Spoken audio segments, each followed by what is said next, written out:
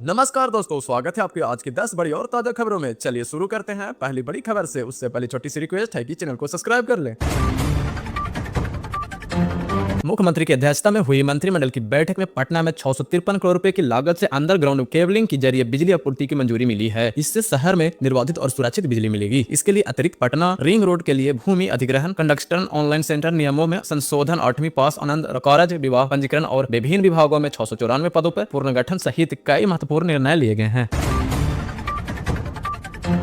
लद्दाख के उपराज्यपाल कविंद्र गुप्ता ने सशक्त ग्राम बैली पर चीन के दावे को सिरे से खारिज किया है। जोर देकर कहा कि पूरा गुलाम जम्मू कश्मीर भारत का अभिन्न अंग है। उन्होंने चीन की विस्तारवादी नीतियों और पाकिस्तान की विफलताओं की आलोचना की। गुप्ता ने कहा कि भारत अब 2026 का भारत है, किसी भी किशोर को नामांकन किया जाएगा। उन्होंने लद्दाख के विकास और बढ़े हुए बजट पर भी प्रकाश डाला है।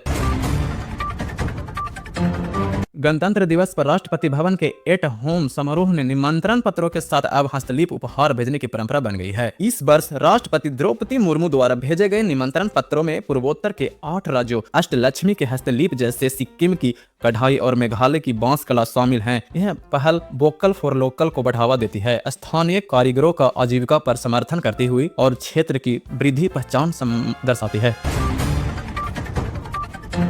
चंडीगढ़ में 14 जनवरी को पिछले 13 सालों का सबसे ठंडा दिन दर्ज किया गया है। न्यूनतम तापमान 2.8 डिग्री सेल्सियस रहा, जो शिमला 6.6 डिग्री से भी कम रहा था। दिन में हल्की धूप के बावजूद सुबह शाम घना कोहरा और शीतलहर जारी है। मौसम विभाग ने आज के लिए ऑरेंज अलर्ट और अगले 5 दिनों के लिए येलो अलर्ट जारी किया है। ठंड के कारण स्कूलों की छुट्टियों की बढ़ा दी गई है।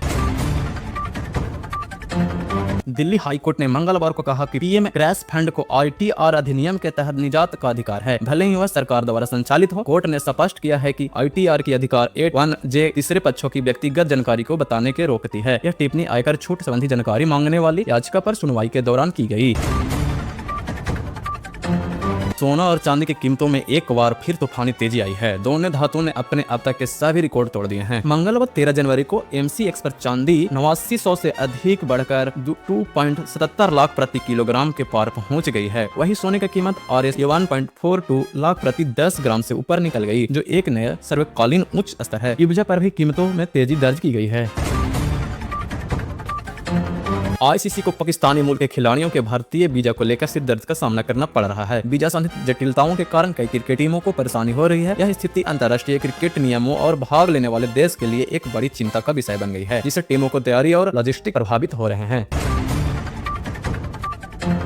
दिल्ली पुलिस ने गैंगवास्टर ऑपरेशन के तहत 48 घंटे में 6 राज्यों में बड़े पैमाने पर छापेमारी की। इस कार्रवाई में 854 बदमाशों और तस्कर गिरफ्तार किए गए हैं, जिसमें से 280 विभिन्न गैंग के शूटर शामिल हैं। 4299 ठिकानों पर छापे मारे गए और अवैध हथियार, नशीले पदार्थ व नकली जब्त किए गए हैं। गणतंत्र दिवस से पहले संगठित अपराधियों ने सिकंडेट को कमजोर कर इस अभियान का मुख्य उद्देश्य था।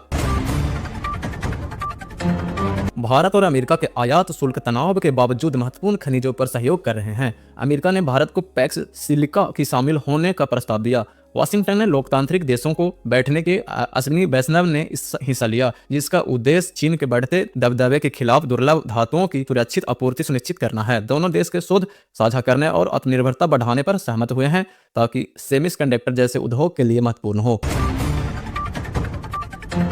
झारखंड में जेल वार्डर की कुल 1733 पदों पर भर्ती के लिए आवेदन प्रक्रिया 9 जनवरी से शुरू कर दिया गया है। आवेदन करने की अंतिम तिथि 8 फरवरी है। इसके लिए अलावा कनेक्शन विंडो 11 से 13 फरवरी तक एक्टिव रहेंगे।